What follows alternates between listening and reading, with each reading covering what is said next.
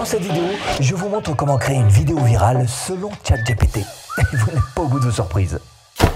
Non, cette vidéo ne sera pas virale. Non, sinon je vous aurais pas fait une vidéo tuto. En revanche, ce tuto va vous aider à créer des vidéos virales avec ChatGPT. Et on va d'ailleurs lui poser cette première question. On passe sur mon bureau. C'est parti. Mais j'ai moi-même passé un diplôme chez YouTube d'expertise en développement de chaîne. Donc je peux vous dire qu'il va pas me raconter n'importe quoi. On va voir un petit peu ce qu'il nous dit, le ChatGPT, pour avoir une vidéo virale. Alors d'abord, il nous dit qu'il faut choisir un concept unique, donc trouver une idée originale qui se démarque des autres vidéos, essayer de créer quelque chose de nouveau, de divertissant, de surprenant, pour attirer l'attention du spectateur. Ok, ensuite il vous faut un titre accrocheur, d'après ChatGPT, donc essentiel donc pour susciter l'intérêt des internautes. Avoir aussi une miniature attrayante, évidemment, première chose que les spectateurs voient, donc c'est important. Produire un contenu de qualité, là encore, évidemment, ce que vous allez proposer à l'intérieur même de la vidéo est important. Une introduction percutante, eh ben oui, bien sûr, introduction percutante. Alors, soyez captivant, drôle et intrigant. Racontez une histoire, résolvez un problème. Ça aussi, ça vous permettra d'avoir de la viralité selon ChatGPT. Engagez votre audience, bon, très bien. Optimisez le référencement, partagez sur les réseaux sociaux, soyez cohérent et régulier. Donc voilà quelques-uns des conseils dans les grandes lignes. Pour moi, quand même, de manière évidente, il manque quand même un point sur lequel il a oublié d'appuyer, le premier point des départs. Il en parle un petit peu, mais pas vraiment de la façon dont il faudrait. Vous ne ferez jamais une vidéo virale si vous parlez de la pousse des pissenlits dans les plaines du nord de l'Écosse.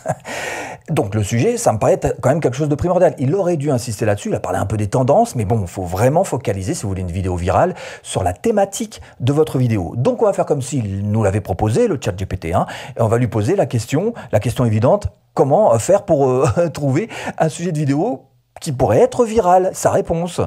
Alors ce qu'il nous dit d'abord, c'est qu'il faudrait analyser les tendances, donc garder un œil sur les tendances actuelles dans votre domaine d'intérêt. Bon, rechercher les besoins et les problèmes du public, donc c'est vrai que c'est mieux de cibler de manière un peu plus précise ce dont ont besoin vos spectateurs, tout simplement.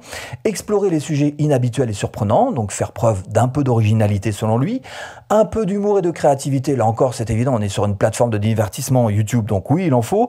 Exploiter des événements actuels, donc voilà, tels que des fêtes, des vacances, des célébrations, des événements sportifs, etc. S'inspirer des autres créateurs et puis demander à votre audience, voilà, un petit peu ce qu'elle en pense et pouvoir interagir avec elle pour faire des vidéos qui vont forcément l'intéresser. Bon, tout ça c'est pas mal, mais c'est pas exactement ce que j'aurais proposé à mes élèves de mes formations YouTube. Ce que je leur propose, c'est d'essayer de trouver un sujet très généraliste, c'est vrai qu'il soit tendance, mais surtout qu'on le raccroche à la thématique de votre chaîne, à l'idée même que vous allez placer dans toutes vos vidéos. Et sinon, ça sert à rien d'être très généraliste, vous aurez que des vues, mais qui ne vous mènent absolument nulle part. Par exemple, cette vidéo que j'ai faite, qui était un short sur Doc Gynéco, le pratique très bien. On a là un short qui a fait quelques 555 000 vues sur Facebook, un petit peu moins sur YouTube, pas mal aussi quand même sur TikTok. Et l'idée c'était quoi? C'était tout simplement de parler de Doc Gynéco et d'expliquer à la fin que finalement, il n'avait pas vraiment de marketing, mais que son marketing à lui, c'était lui-même. Il était son propre marketing avec sa propre différence, son caractère très particulier et très personnel. Et c'était ça qui créait un marketing chez Doc Gynéco. Donc c'était une manière de parler du marketing, mais de manière très généraliste sur un personnage, assez clivant d'ailleurs, très général. Donc ça, c'est vraiment pour moi le point essentiel sur lequel aurait dû appuyer dès le tout début de ChatGPT en nous expliquant que le sujet est primordial et comment est-ce qu'il faut le faire, comme je vous l'ai expliqué, façon Doc Gynéco par exemple à l'instant. Cela dit, il y a deux autres piliers qui sont intéressants et tout particulièrement le troisième.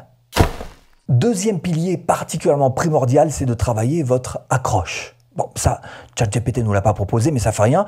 On va faire comme si, et on va lui poser, nous, cette question. En tant qu'expert YouTube, que me conseilles-tu en résumé pour faire une accroche irrésistible de vidéos virales? Sa réponse. Alors, accroche irrésistible, lui, il nous dit qu'il faut être concis et percutant, captiver l'attention dès les premières secondes. Ouais, c'est même la définition d'une accroche. Poser une question intrigante, voilà, soulever la curiosité, très bien. Créer un sentiment d'urgence, donc avec des mots et des phrases qui donnent l'impression que le spectateur doit absolument regarder la vidéo tout de suite, maintenant. Utiliser l'humour et la surprise, c'est aussi une autre méthode pour faire une bonne accroche, montrer les bénéfices, les résultats attendus.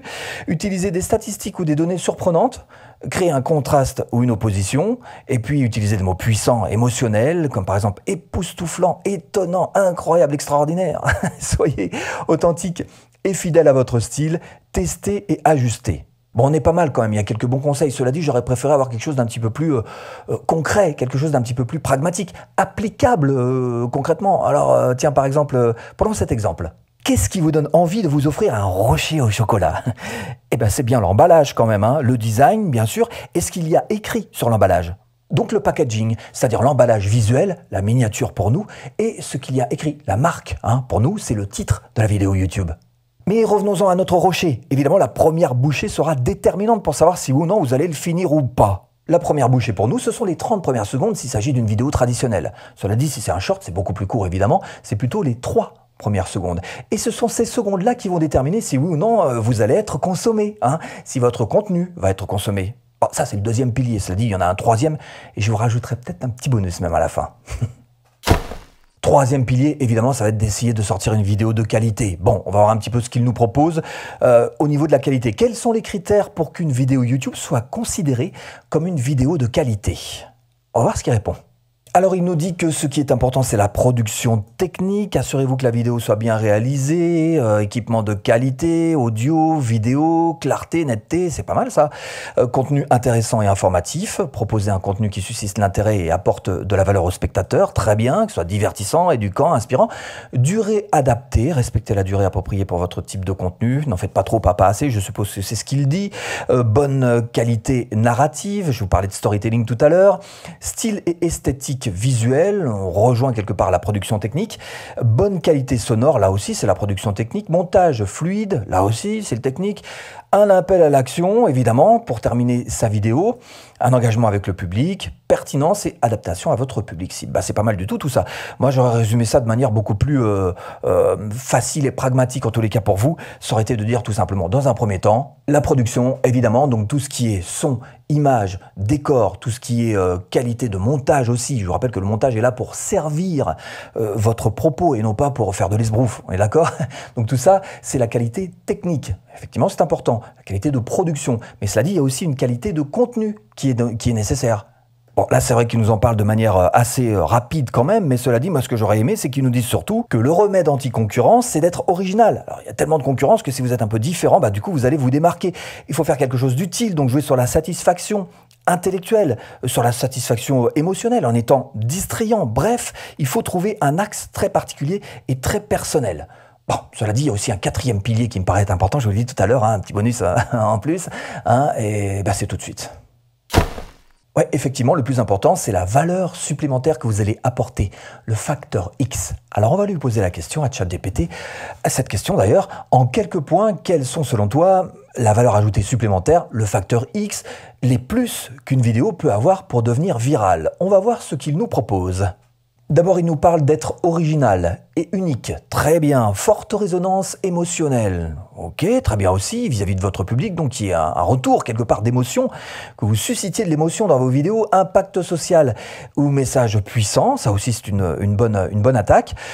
Expérience interactive ou participative, ça aussi, effectivement. Surprise ou retournement de situation, oui, là on est en plein storytelling. Impact visuel fort, très très bien. Autre bon conseil, du contenu qui soit partageable, évidemment. Une connexion avec les tendances et les événements actuels, une narration captivante, et puis chance et timing, voilà, pour vous aider à devenir viral selon ChatGPT. En ce qui me concerne, eh ben, j'appuierai plutôt sur ces points-là. 1. Émotion. Eh bien, générez de l'émotion. Ou mieux encore, faites en sorte que votre vidéo soit un véritable ascenseur émotionnel. 2. Le storytelling. Apprenez ce que font les meilleurs scénaristes du cinéma pour vous maintenir en haleine toute une saison, comme sur Netflix par exemple. 3. Partage facile. Techniquement parlant, facilité pour vos réseaux sociaux, facilité pour votre blog, facilité pour vos emails, bref, faciliter le partage. 4. L'engagement. Poussez à avoir des commentaires, poussez à avoir des likes, tout ça c'est très bien, mais si vous arrivez à créer un sujet polémique, vous allez voir que ça se fait tout seul. 5. La promotion. Certains créateurs disent qu'ils passent à peu près 20% de leur temps à créer une vidéo et 80% de leur temps à la promouvoir. Il faut payer un petit peu de son temps quand même pour devenir viral, hein. Et si vous voulez aller plus loin et vivre de votre chaîne YouTube, je vous mets une formation offerte ici. À tout de suite, si tu cliques.